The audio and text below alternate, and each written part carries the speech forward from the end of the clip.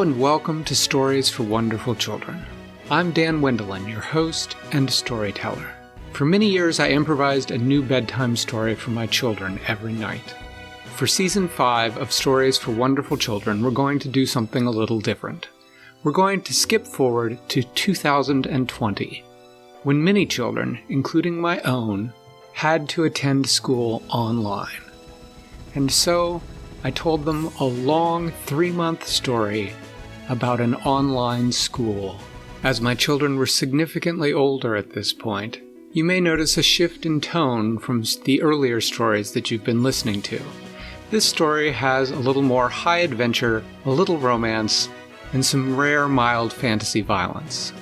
Children who are old enough to enjoy the Harry Potter stories or the Percy Jackson stories should feel right at home with this story of Myra and the online school. I hope you enjoy it this last season of Stories for Wonderful Children.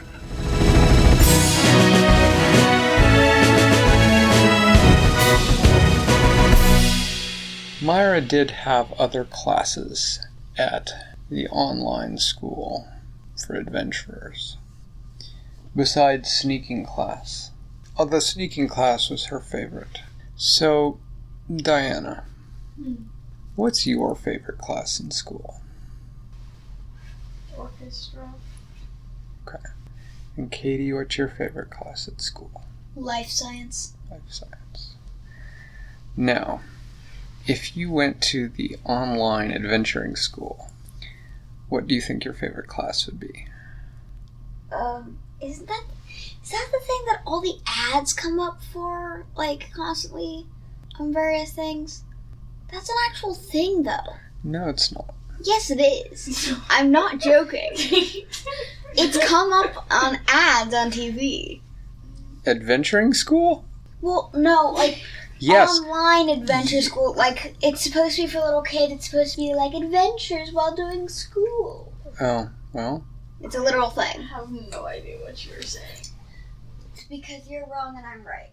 Okay, so, but you didn't answer the question. What if you went to an online adventuring school? What would your favorite class be? Do you think? Would you be a sneaker or a grower or a fighter? Magic. You would be a magicer. Okay. Magic. We don't even know all the classes. No, we don't. I'm still making them up. I'll make one up for you, wizard. I'd be that. No, we can't call it wizard. It has to be herb. I think magicer is great. That's perfect. I think it would be caster. Ooh, that's a good one. Caster. Okay. I mean, it makes the most sense. So what? We've got healers and fighters and sneakers and growers and casters. Okay. Are we editing this part out? Probably. Well, now that you've said the words editing. I'm not sure any of this is ever going to be listened to by anyone. Life of day. But there's a lot of cat in it so far. Okay. So anyway, Myra, let me tell you about her other classes that she took. She had sneaking class 5 days a week, and the other 2 days a week she had her other classes. She had an orchestra class, actually. The orchestra at the online school only had 2 sections. There was the euphonium section, and there was the banjo section. And Myra initially thought about playing the euphonium, but she thought that the banjo was more portable. Everybody at the school had to pick one, and so she picked the banjo, so to speak. Why is that a so to speak thing? Because that's what you do to play a banjo, you pick it. Oh. It's a funny joke. Thanks. I'll be here all night, but downstairs. So, she had her first banjo euphonium orchestra, and it was every bit as good as you would expect an orchestra composed entirely of euphoniums and banjos to. Can banjos really be in an orchestra? Apparently. What he says goes. Lay down. that was her first elective. Her second elective was a class where she learned map making, because it's all well and good going out on adventures, but if you don't draw a map as you go, you don't ever come back from the adventure because you can't find your way home. When she arrived at map making class, she was a little surprised to see that all of the other sneakers from her class, Antoine and Chelsea, had also both chosen map making, which was good because it's always good to be in a class with people you know. And Corin was in map making as well. So the map making teacher was named Professor Feaselbub, and Professor Feaselbub was a sentient plant. He brings Sort of looked... the class of grower to a new level. Yeah, well, there were rumors in the school that he had come into existence thanks to a senior project decades ago, but nobody knew if that was actually true. But Professor Feaselbub sort of looked like an avocado with a face. Was he an avocado with a face? It's possible. But he had roots for legs, which avocados do not, notably. And he had this weird habit, as he taught, of, like, eating chips and salsa, which is strange on so many levels. And Myra and Corin were talking about it. And Myra was saying, why does a plant even need to eat things? Like, they don't even have digestive tracts. And Corin said it could be worse. He could like his chips with guacamole. I was thinking that. And Myra was like, point. So they decided they just weren't going to pay too much attention to it, and they listened to what he had to say. And Professor Feaselbub told them that, he said, well, it's all very well and good to go on an adventure, but you must know where you're going so you can get back.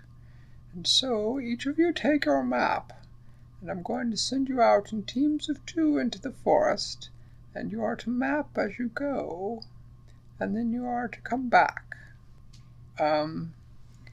Said Myra, raising her hand. Yes, said Professor Feaselbub. What about the giant spiders? Oh, said Professor Feaselbub, I'm so glad you asked. Here's how you handle those. And he took a piece of paper that he had attached to an easel, and he carefully drew out a picture, started to draw a map with, like, the forest, and then he drew a giant spider, and then carefully lettered over the giant spider's body was the phrase, "Here there be spiders." This is what you put onto your map to mark where you find spiders. But, said Myra, I actually meant, like, what if the giant spiders try to eat us? Well, said Professor Feaselbub, I've never had a problem with that. Corin leaned over. That's because he's a plant. Spiders don't like plants. Said Myra, I don't think he has an answer for us. And so they took their pieces of paper and they mapped as they went. And the 4 of them decided to stick together for safety reasons.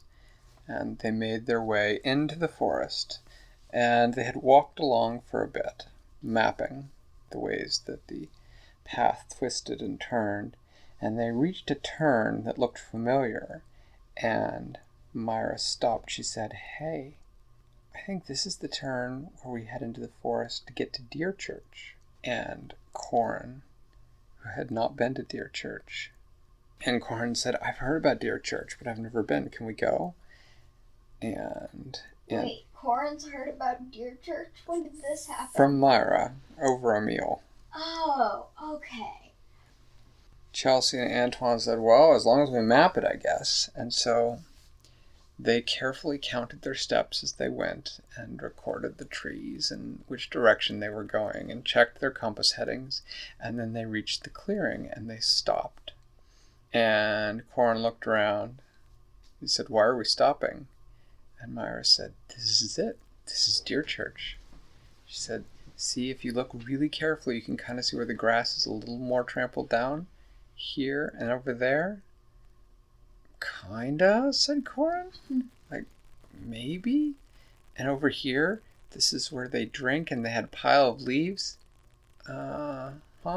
said Corin. He said, "Are you sure this wasn't a dream?" Myra said, "It was more trampled down like the next day when I showed Chelsea and Antoine. Tell him, Chelsea and Antoine." Chelsea and Antoine kind of looked at each other, and then they looked at Corin. Antoine shrugged. He said, There seemed to be more trampling, but nobody but Myra's actually seen deer here," Corin said. Myra said, "Look, I'm pretty sure it actually happened. I'm relatively certain it was not a dream." "Okay." Let's ask Tweety. "Okay," said Corin. Said, "Well, let's draw the clearing." So they drew the clearing.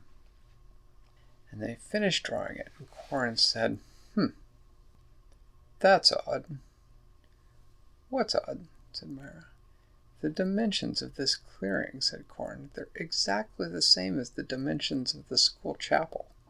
"Well," said Myra, "I think that just goes to show that I'm right, and this actually is Deer Church." Said Corin. "So when does Deer Church happen?" "I don't know," said Myra. "Ask Tweety. She's the one who showed it to me. Tweety's the one who showed it to me." Corin said, "Well, I haven't actually met Tweety yet, so you're going to have to introduce me to your roommate."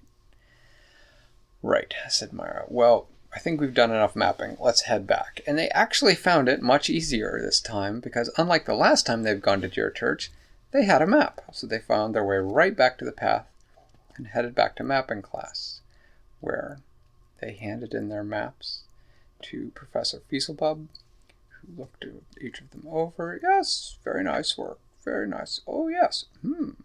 That's an interesting part of the forest." And when Corin handed in his map, he said, "Professor Fieselbub, yes, we noticed that this clearing that we found, it's like the same shape and dimensions as the school chapel." "Huh," said Professor Fieselbub. "I think you're right. Do you have any idea why?" said Corin. Said Professor Fieselbub. "I really couldn't say." Corin headed back to his seat. "He couldn't say," he said. Said Myra. "Doesn't know or couldn't say?"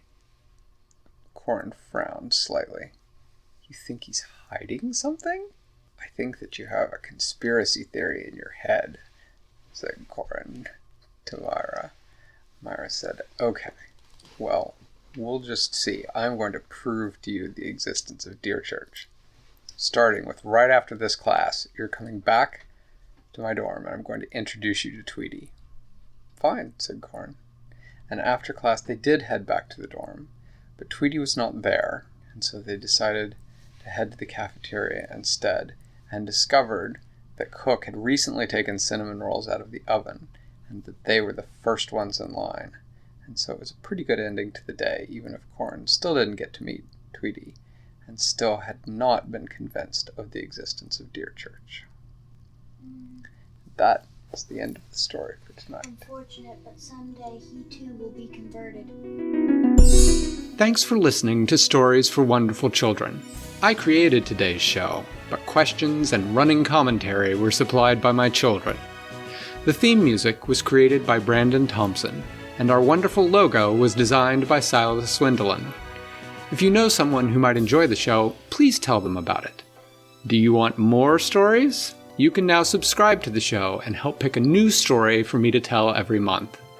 The show's website is storiesforwonderfulchildren.com. Until next time, I'm Dan Wendelin, reminding you to tell someone you love a story.